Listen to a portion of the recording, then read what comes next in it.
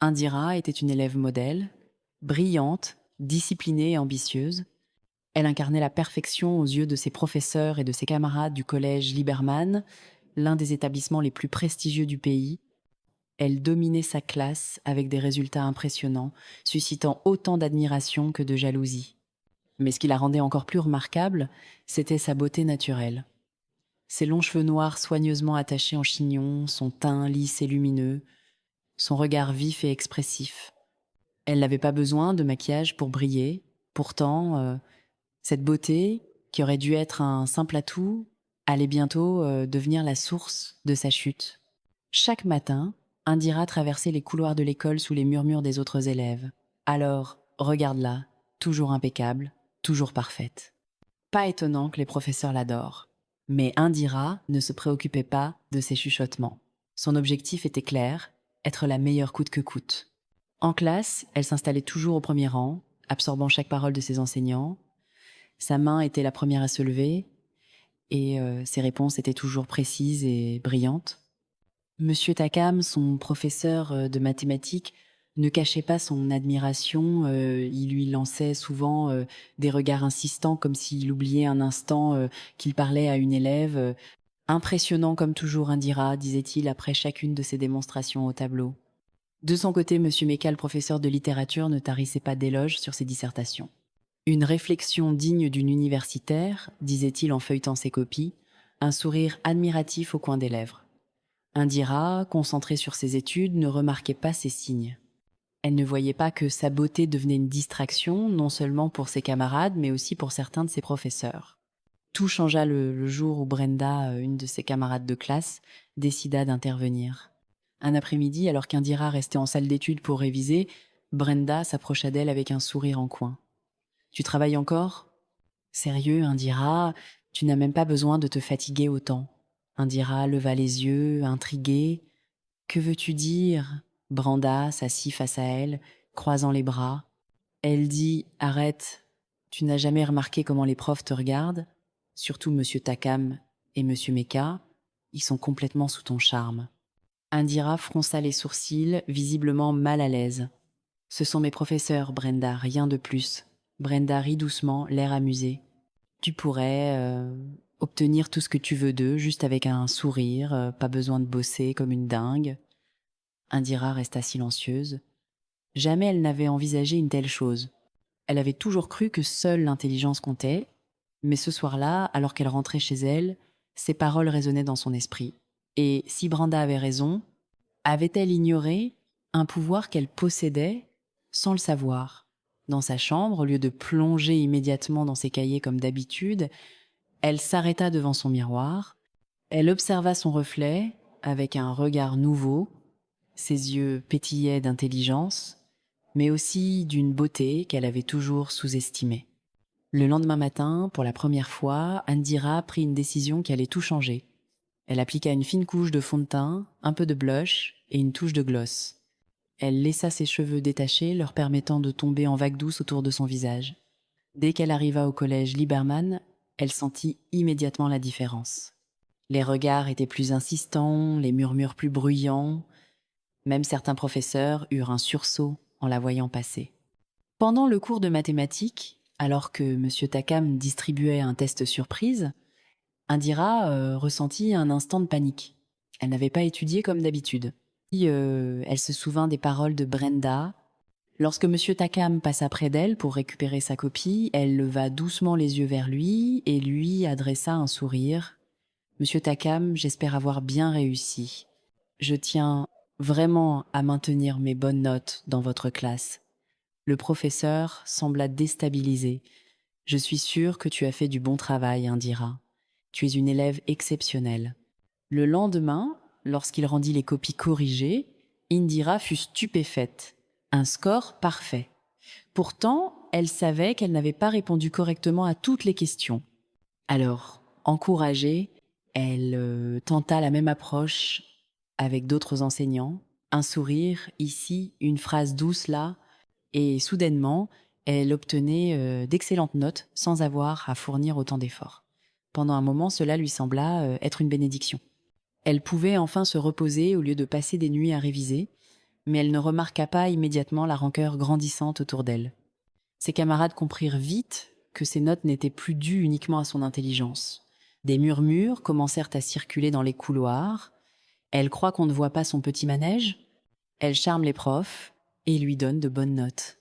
Un après-midi, alors qu'elle rentrait chez elle, elle surprit une conversation entre Monsieur Takam et Monsieur Meka dans une salle vide. « Tu as remarqué comment Indira se comporte dernièrement ?» demanda Monsieur Meka. « Oui, elle joue de son charme, » répondit Monsieur Takam avec un sourire. « Les autres élèves commencent à se plaindre, » continua Monsieur Meka. « Ils pensent qu'on la favorise trop. Elle est magnifique, c'est difficile de ne pas être sous son charme, mais tu as raison, on doit être prudent. Est-ce qu'on pourrait l'inviter quelque part ce week-end ? La voir en dehors de l'école. » Indira sentit son cœur s'emballer. Elle s'éloigna, précipitamment, le souffle court. Cette nuit-là, elle ne dormit pas. Elle réalisait à quel point elle s'était engagée dans une voie dangereuse. C'était pas ce qu'elle voulait.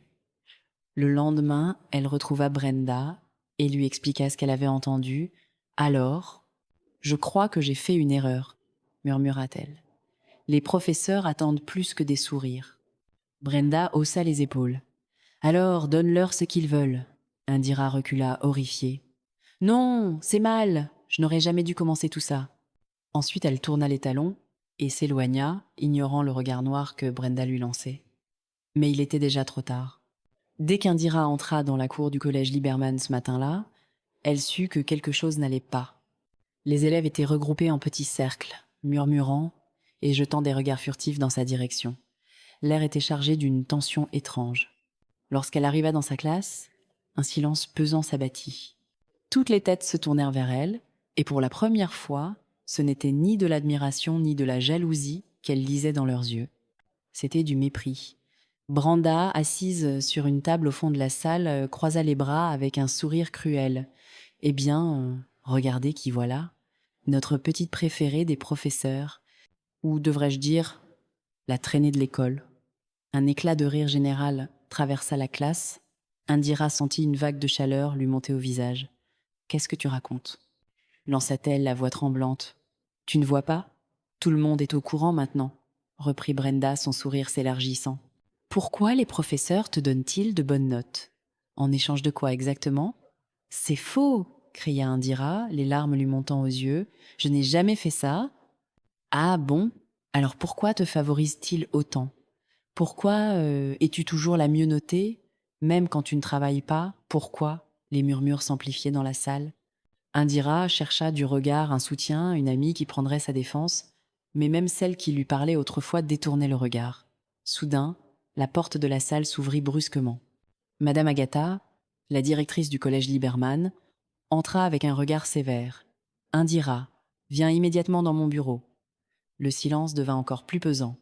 Indira sentit son estomac se nouer alors qu'elle suivait la directrice dans les longs couloirs du collège.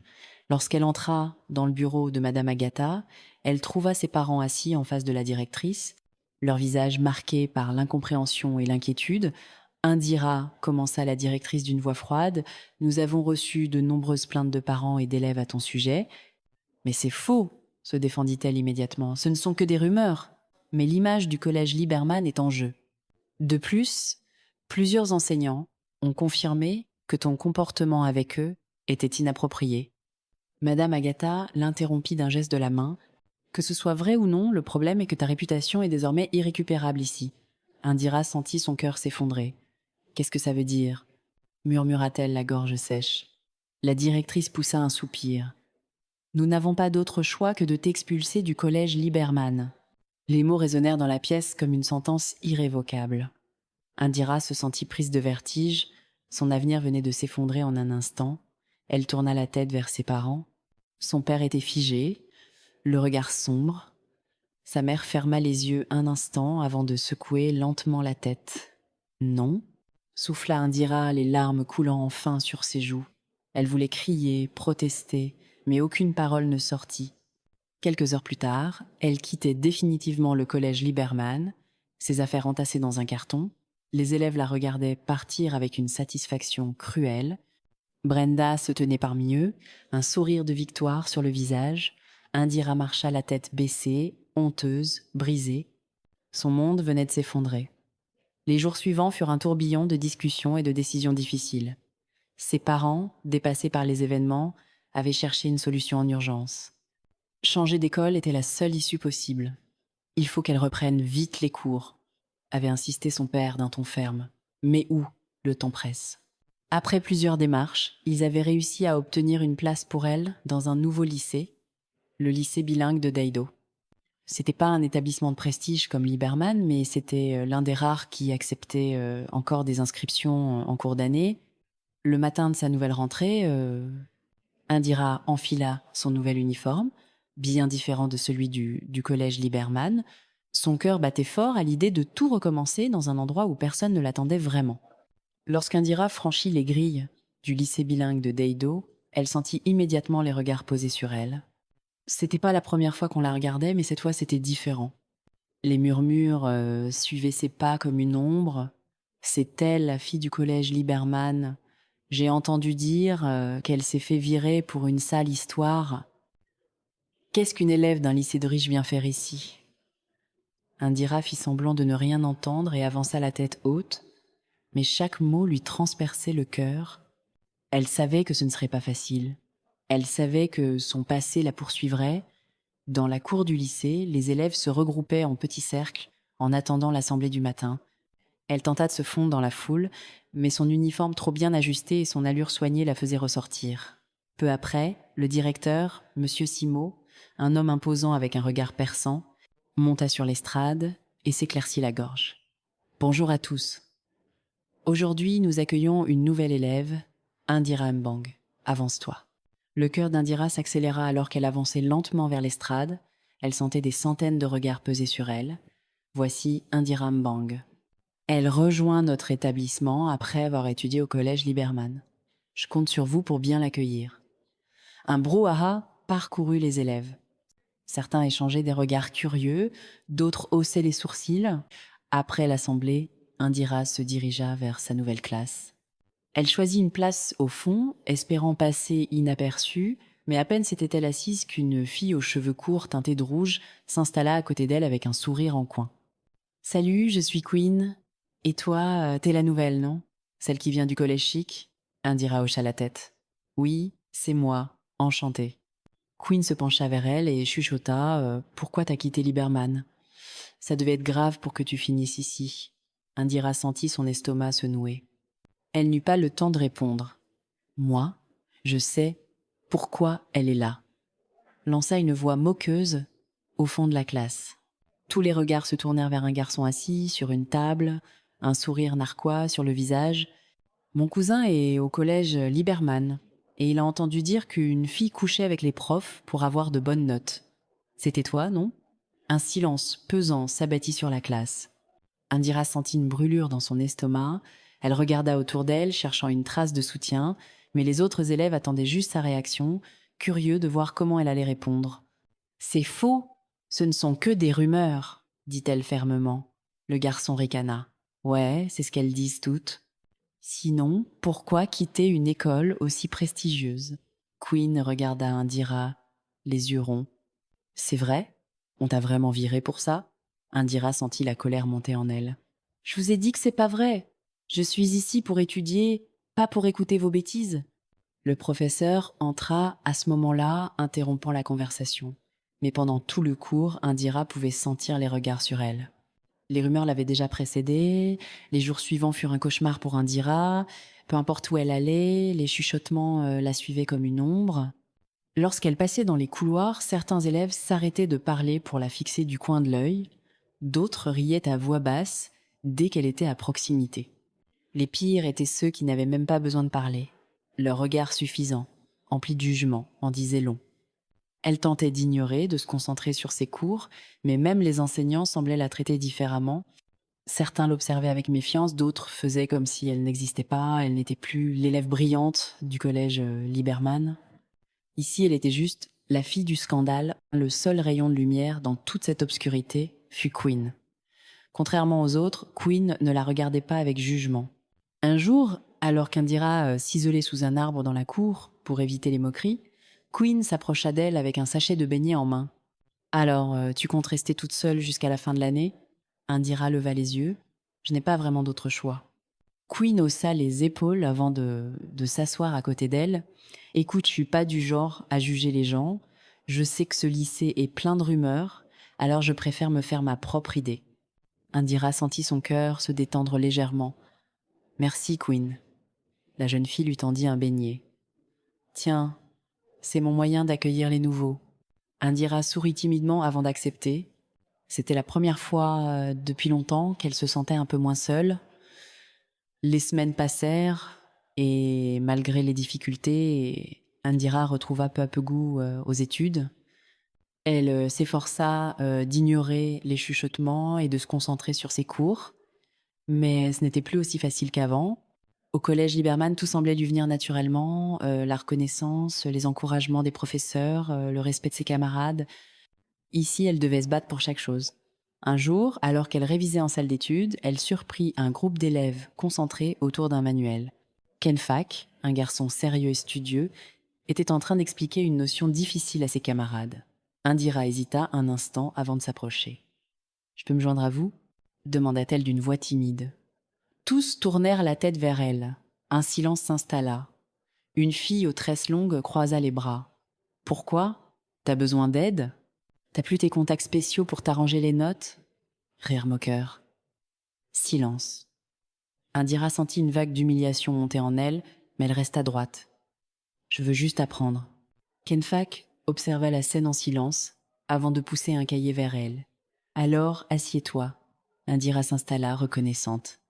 C'était la première fois depuis son arrivée qu'elle sentait qu'elle avait une chance de reconstruire quelque chose. Un matin, Monsieur Sam, le professeur d'anglais, entra en classe avec une annonce.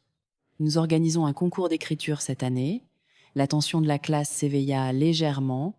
Le gagnant représentera notre école au niveau de l'État. C'est une belle opportunité, alors donnez le meilleur de vous-même. Indira sentit un frisson lui parcourir l'échine. Une compétition. Une opportunité de prouver qu'elle était plus qu'une simple rumeur. Elle prit son stylo et nota immédiatement la date limite pour soumettre son texte. C'était sa chance. Dès l'annonce du concours d'écriture, Indira sut que c'était son moment. Elle passa des jours entiers à travailler sur son texte, recherchant les mots justes, la bonne histoire. C'était pas seulement un concours pour elle, c'était une revanche, une façon de prouver à tous qu'elle n'était pas juste la fille du scandale. Pendant les pauses, alors que les autres élèves discutaient ou riaient, elle restait assise dans un coin, plongée dans ses brouillons. Même Queen, qui lui apportait toujours son soutien, finit par renoncer, ne sachant plus quoi faire. « Tu es en train de te tuer la tête ?» Indira. « Ce concours, c'est pas une guerre. » Indira lui sourit. « Pour moi, si. » Le jour où elle soumit son histoire, elle sentit un mélange d'excitation et d'angoisse. Puis, l'attente commença. Une semaine plus tard, Monsieur Sam entra en classe, tenant une feuille de papier. J'ai les résultats du concours. Un silence s'abattit sur la classe. Certains élèves retenaient leur souffle, d'autres s'en fichaient complètement. Indira, elle, sentit son cœur battre à toute vitesse. C'était maintenant ou jamais. Le gagnant du concours est, le professeur marqua une pause, Indira se crispa. Indira Mbang. Un instant de silence, puis les chuchotements reprirent aussitôt dans la classe. Bien sûr qu'elle a gagné. Elle a sûrement charmé le prof aussi. Indira ferma les yeux un instant. Évidemment, elle s'y attendait. Elle se leva et se dirigea vers le bureau du professeur pour récupérer son certificat sous les regards accusateurs de certains camarades. Quelques semaines plus tard, Indira se rendit à la compétition nationale de littérature. Là, parmi les participants, elle reconnut un uniforme familier, celui du collège Lieberman. Son cœur se serra, mais elle tint bon. Lorsque son tour vint de lire son texte devant l'assemblée, elle prit une profonde inspiration et commença à raconter son histoire. Pas celle du scandale, pas celle des rumeurs. La sienne. Elle parla de la douleur d'être trahie, de la force qu'il fallait pour se relever, de l'importance de ne pas laisser le regard des autres définir qui nous sommes. Quand elle eut fini, un silence impressionnant régna dans la salle, et puis un tonnerre d'applaudissements éclata. Ce fut Indira Mbang du lycée bilingue de Deido qui fut déclarée gagnante. Après la cérémonie, une silhouette hésitante s'approcha d'elle. Indira se figea en reconnaissant Brenda. Mais cette fois, il n'y avait ni sourire narquois, ni provocation. Brenda avait les larmes aux yeux.